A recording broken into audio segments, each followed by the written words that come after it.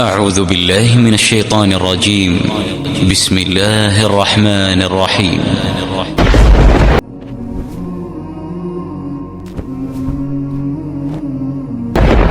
Nabi sallallahu alayhi wa sallam, qui nous instruit sur l'état de sa umma, sur l'état de sa communauté et dans quel état sera la religion d'Allah tabarak wa ta'ala vers la fin des temps. Ikhwanu fillahi jalla wa ala, al-imam al-Tirmidhi rahimahullah, il va nous citer dans la sunna du Tirmidhi rahimahullah tabarak wa ta'ala. C'est un hadith qui nous vient de Amr ibn al-Awf radiyallahu ta'ala an. Et dans ce hadith, Nabi sallallahu alayhi wa sallam, il va nous parler de l'état de sa umma vers la fin des temps. Le prophète alayhi salatu salam, il va nous parler de l'état de la communauté vers la fin des temps. Nabi sallallahu alayhi wa sallam, dans ce hadith de Amr ibn al-Awf radiyallahu ta'ala an, il est cité dans le sunnah de l'imam al-Tirmidhi rahimahullah. Nabi sallallahu alayhi wa sallam, il dit concernant sa umma et au début de l'islam, lorsque le prophète alayhi salatu salam, lorsqu'il présentait le message de l'islam aux Qurayshi, au tout premier musulman qui était à cette époque-là de Nabi sallallahu alayhi wa sallam, Nabi dit sallallahu alayhi wa sallam, il dit lorsque lui il présentait le message de l'islam à ceux-là, le prophète il dit alayhi salatu salam, il dit ceux-là ils considéraient l'islam comme étant une religion étrange. Nabi dit sallallahu alayhi wa sallam, il dit ceux-là ils ont vu en l'islam une religion étrange et les gens se posaient beaucoup de questions et les gens se demandaient c'est quoi cette nouvelle religion-là, c'est quoi cette nouvelle manière d'adorer Allah et c'est quoi cette religion-là qui nous demande d'adorer un seul Dieu et de se prosterner devant Allah tabarak wa ta'ala. Nabi dit sallallahu alayhi wa sallam wa afdalu salatu atamu taslim, il dit vers la fin des temps, il dit la religion deviendra aussi étrange aux yeux des gens. Allahu Akbar. Nabi dit sallallahu alayhi wa sallam, de la même manière que l'islam a commencé en étant une religion étrange, de la même manière que le début de l'islam annoncé aux Qurayshites était étrange à leurs yeux, le prophète il dit sallallahu alayhi wa sallam, il dit arrivera une époque vers la fin des temps, il dit l'islam sera étrange de cette même manière. Allahu Akbar. Diction. Comment s'appelle ta mère? Mets son prénom en commentaire pour compris pour elle. Écris Allah suffit en commentaire si tu lui fais confiance pour régler tes problèmes. Alors les Sahaba radiyallahu ta'ala anhum, ils vont questionner Nabi sallallahu alayhi wa sallam. Ils disent ya Nabi Allah alayhi salatu salam, comment et pourquoi dis-tu que l'islam deviendra une religion étrange vers la fin des temps? Nabi dit sallallahu alayhi wa sallam, comme l'a dit c'est Amr ibn al-Awf radiyallahu ta'ala an, il dit vers la fin des temps, il dit l'islam que moi le prophète alayhi salatu salam j'ai enseigné va disparaître. Nabi dit sallallahu alayhi wa sallam, il dit vers la fin des temps, l'islam que moi Nabi alayhi salatu salam j'ai transmis va disparaître et cette religion là que moi le prophète j'ai transmis sera déformée et tellement elle sera déformée, les gens vont commencer à appliquer l'islam différemment de comment moi je l'ai appliqué à Nabi sallallahu alayhi wa sallam. Les gens vont commencer à adorer Allah d'une manière différente de celle de Nabi sallallahu alayhi wa sallam. Les gens vont commencer à adorer Allah d'une manière différente qui n'a rien à voir avec l'islam que moi le prophète alayhi salatu salam j'ai enseigné. Alors Nabi dit sallallahu alayhi wa sallam, il dit durant cette époque-là où les gens vont déformer l'islam, où les gens vont déformer la religion, Nabi dit sallallahu alayhi wa sallam wa afdalu salatu atamu taslim, il dit il aura encore un groupe de personnes, un groupe de musulmans qui resteront attachés à ma sunna, il aura encore un groupe de musulmans qui vont faire l'effort d'appliquer l'islam comme moi le prophète alayhi salatu salam je l'ai appliqué. Il dit durant cette époque-là il aura encore un groupe de musulmans, un groupe de personnes, un groupe de croyants qui resteront attachés à ma sunna, un groupe de personnes qui vont s'efforcer d'appliquer l'islam comme moi je l'ai appliqué, moi et mes sahaba, moi et mes compagnons radiyallahu ta'ala anhum. Mais Nabi dit sallallahu alayhi wa sallam, il dit tellement les gens vont déformer l'islam, tellement les gens vont transformer la religion d'Allah, tellement les gens seront habitués à appliquer un islam déformé, un islam transformé. Nabi dit sallallahu alayhi wa sallam wa afdalu salatu atamu taslim, il dit ceux-là qui vont décider d'appliquer l'islam comme lui il a appliqué, lui et les compagnons, ceux-là qui vont décider de s'attacher à la sunna de Nabi, ceux-là qui vont décider de s'habiller comme le prophète alayhi salatu salam, ceux-là qui vont décider de prier comme lui, ceux-là qui vont décider d'accepter ce qu'il a accepté et ceux-là qui vont s'éloigner de tout ce qu'il n'a jamais accompli. Nabi dit sallallahu alayhi wa sallam dans ce hadith de Amr ibn al-Awf radiyallahu ta'ala anhu, An-Nabi dit, l'islam de ceux-là sera considéré comme étant un islam étrange vers la fin des temps. Allahu Akbar. An-Nabi dit quoi? Sallallahu alayhi wa sallam. Il dit ceux qui vont appliquer l'islam comme lui il a appliqué vers la fin des temps. Le prophète il dit alayhi salatu wassalam, tellement la religion sera déformée. Allahu Akbar. Il dit l'islam de ceux-là sera vu aux yeux des autres comme étant un islam étrange. Subhanallah. C'est-à-dire quoi? Vers la fin des temps, lorsque tu vas décider d'appliquer l'islam comme l'a appliqué le prophète alayhi salatu wassalam, An-Nabi dit alayhi salatu wassalam, il dit les gens vont trouver que ta religion est étrange.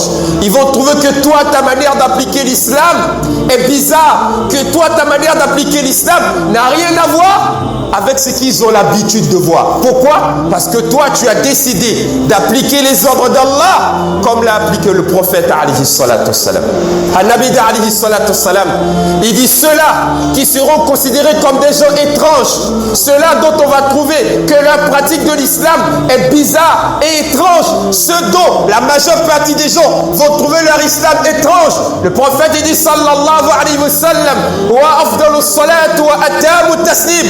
Il dit annoncer à ceux-là que moi le prophète je leur annonce la bonne nouvelle dans leur manière d'appliquer l'islam. Allahu Akbar. An-Nabi dit quoi? Annoncer à ceux-là que moi Nabi je leur donne la bonne nouvelle. C'est vrai, cet islam-là sera étrange aux yeux des gens, tellement les gens auront déformé l'islam, mais tant qu'ils sont attachés à ma sunna, tant qu'ils vont appliquer l'islam comme moi je l'ai appliqué moi et les sahaba radiyallahu ta'ala anhum, An-Nabi dit même si les gens considèrent leur islam comme étant un islam étrange, An-Nabi dit annoncer à ceux-là la bonne nouvelle et qu'ils réussiront fi dunya wal akhirah. Allahu Akbar. Allahu Akbar.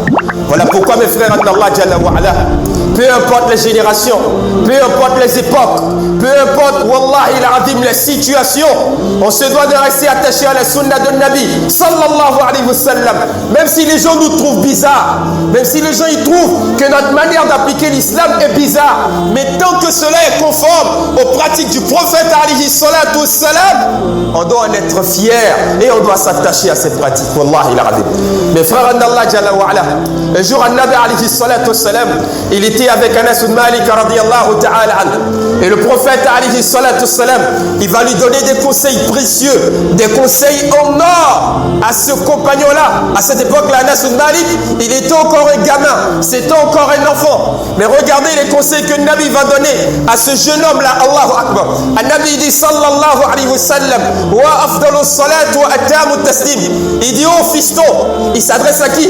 À Anas ibn Malik radiyallahu ta'ala anhu. Il dit ya Anas ibn Malik radiyallahu ta'ala anhu. Il dit j'ai un conseil à te donner, attache-toi à ce conseil, vis selon ce conseil, vis selon ce conseil, attache-toi à ce conseil, bi'idhnillahi tabarak wa ta'ala, tu réussiras ta vie fi dunya wal akhirah.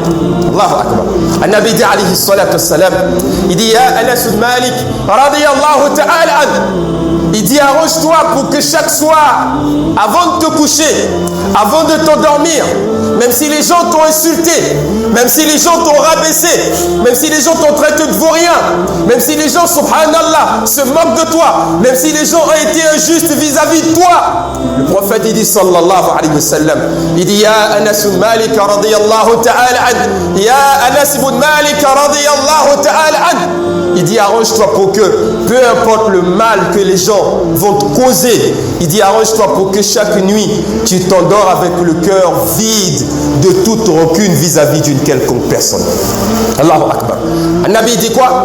Ne t'endors jamais le cœur rempli de rancune vis-à-vis de l'un de tes semblables. Ne t'endors jamais le cœur rempli de méchanceté vis-à-vis d'une personne. Ne t'endors jamais le cœur rempli de haine vis-à-vis d'une personne. An-Nabi dit ya Anas ibn Malik radiyallahu ta'ala anhu, arrange-toi chaque soir avant de te coucher, vide-toi le cœur, vide-toi le cœur. Allahu Akbar.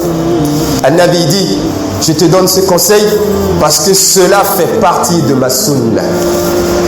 Il dit, Ya Anas bin Malik, Ya Anas bin Malik radiyallahu ta'ala an. Il dit, je te donne ce conseil parce que cela fait partie de ma sunna. Et le Nabi finit, qu'est-ce qu'il dit? Il dit, Ya Anas bin Malik radiyallahu ta'ala an. Ya Anas bin Malik radiyallahu ta'ala an. Il dit, sache que cela, ce comportement-là, fait partie de ma sunna. Il dit, Ya Anas bin Malik radiyallahu ta'ala an. Il dit, sache que celui qui a aimé ma sunna m'a aimé.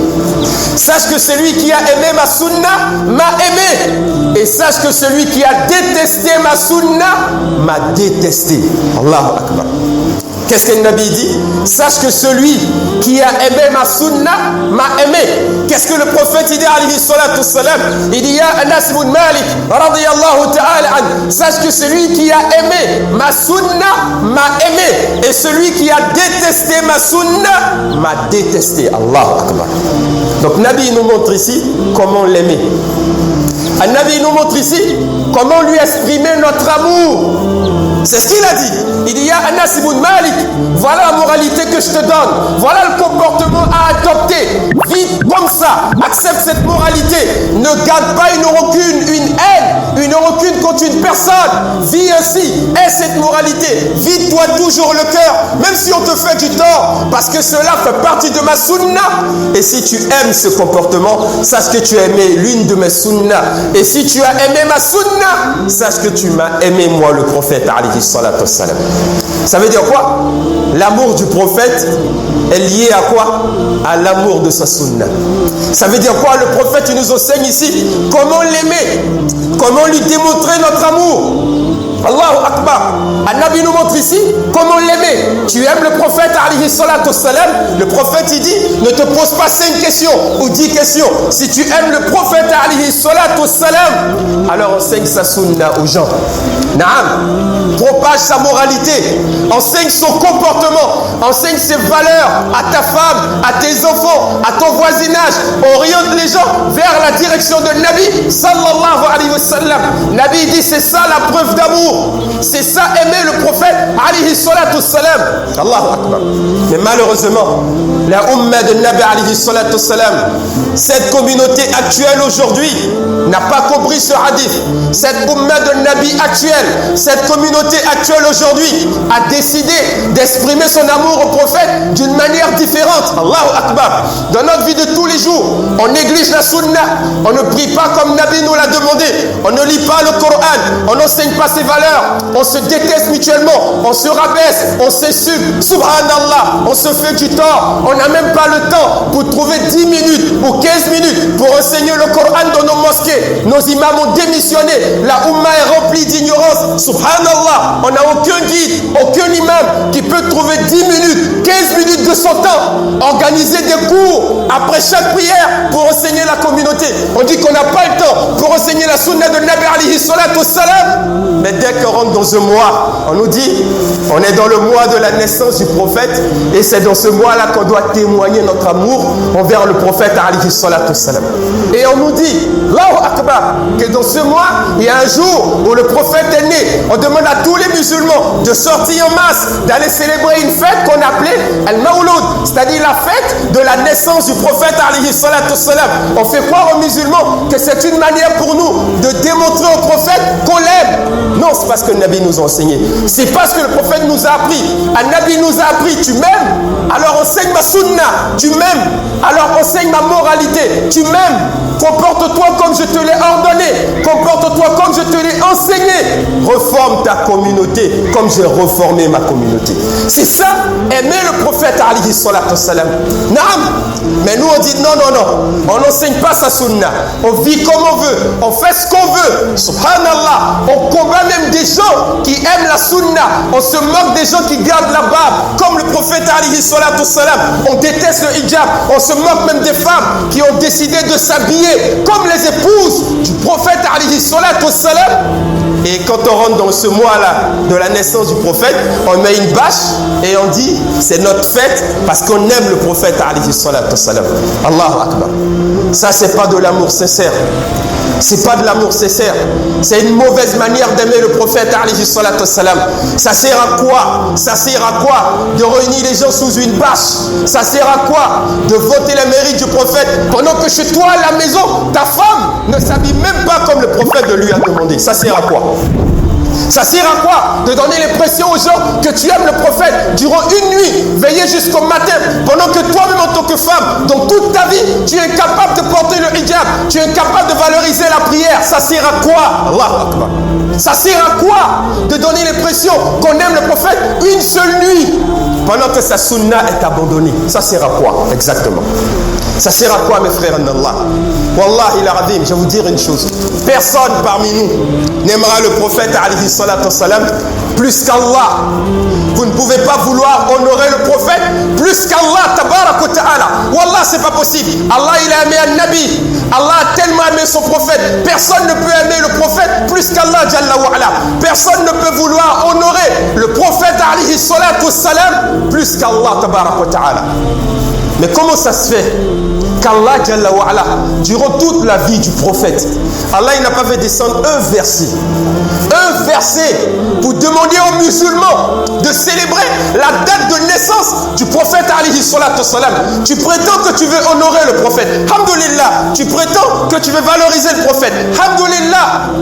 Mais est-ce que toi tu veux honorer le prophète plus qu'Allah? Allahu Akbar.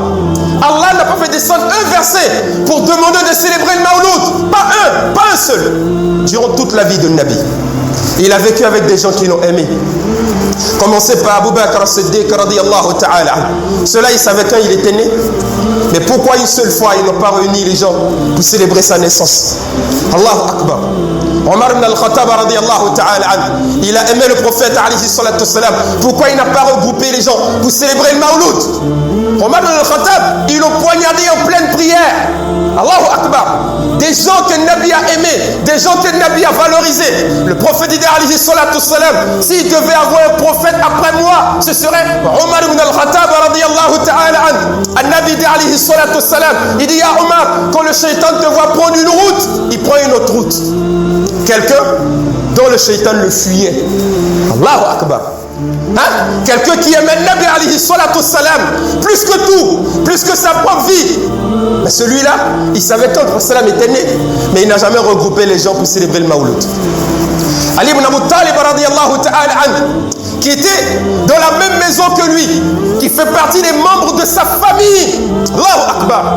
Depuis petit, il est avec le prophète. Quelqu'un qui était prêt à donner sa vie. Le jour où le prophète émigrait à Yathrib, le jour où le prophète partait à Médine, il s'est couché à la place du prophète.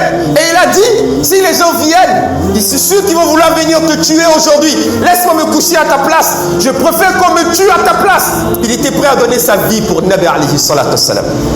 Mais lui, il n'a jamais regroupé les gens pour faire le Mawlud. Sa fille Fatima radiyallahu ta'ala anha, elle ne connaissait pas la naissance de son père. Elle ne connaissait pas la naissance de son père. Elle n'a jamais célébré le Mawlud. Son épouse Aïcha radiyallahu ta'ala anha, le prophète est mort entre ses mains. Entre ses mains. Allahu Akbar. Imagine, ta femme meurt entre tes mains. Est-ce que tu peux l'oublier? C'est pas possible. Elle n'a jamais oublié le Nabi. Jamais de la vie. Elle sait très bien quand il est né. Mais est-ce qu'elle a regroupé un jour les gens pour dire on va célébrer le Mawlud? Non.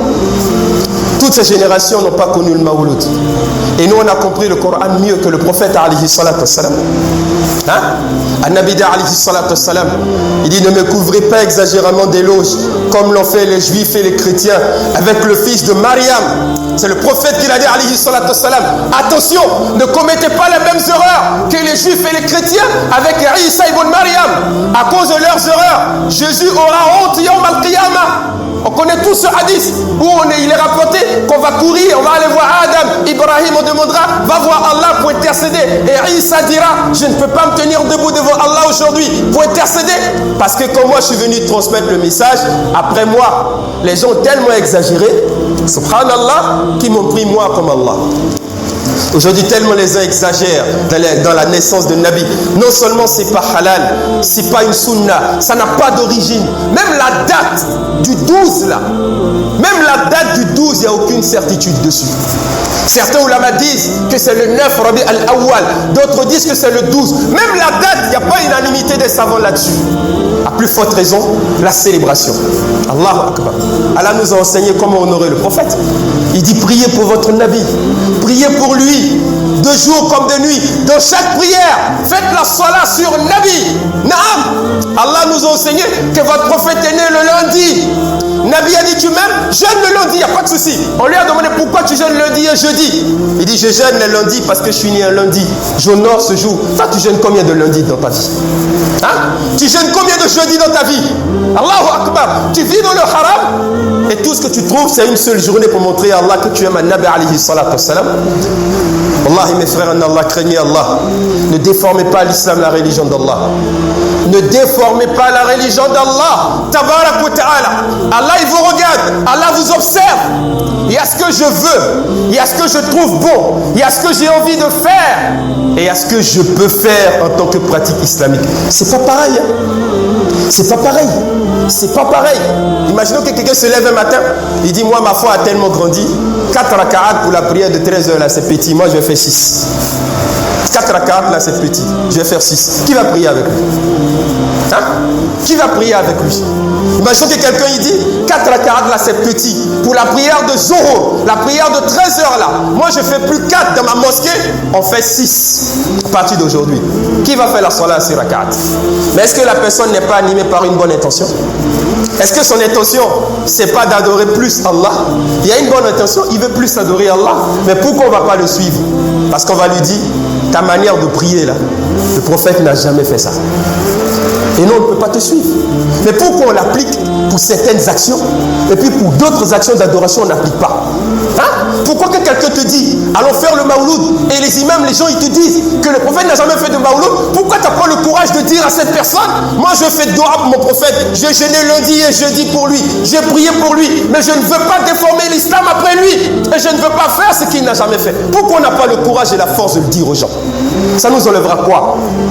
Si on ne fait pas le maouloud, on ira en enfer. Hein? Si on ne fait pas le maouloud, on ira en enfer. Allah nous dira aller en enfer parce que tu n'as pas fait le maouloud. Mais attention, si tu fais le maouloud, tu peux déformer l'islam. Parce que les gens peuvent s'attacher à ça après toi. Et tu ne sais pas ce qui va arriver demain. Je vous dis aujourd'hui, il y a des gens quand ils font le maouloud, on en a vu. Ils mettent une chaise avec un tissu blanc. Ils font salat sur le prophète. Ils disent que le Nabi viendra s'asseoir dans cette chaise et il dira Amen. Ça existe dans cette umma. On le voit. Il y a d'autres qui ont commencé maintenant à couper des gâteaux d'anniversaire au nom de Nabi alayhi salatu wassalam. Ils vont mettre combien de bougies, on ne sait pas. Mais ils ont découpé, il y a des gâteaux d'anniversaire. Vous ne trouvez pas que le shaitan est en train de jouer avec vous? Hein? Vous ne trouvez pas que le shaitan il joue avec vous? Ne déformez pas la religion d'Allah. Cette religion, elle est sacrée, elle est complète. Ne déformez pas la religion d'Allah. Contentez-vous de la sunna de Nabi. Là où il s'est arrêté, arrêtez-vous là. Ne cherchez pas plus. Et Wallah, vous réussirez. Wallah, vous réussirez.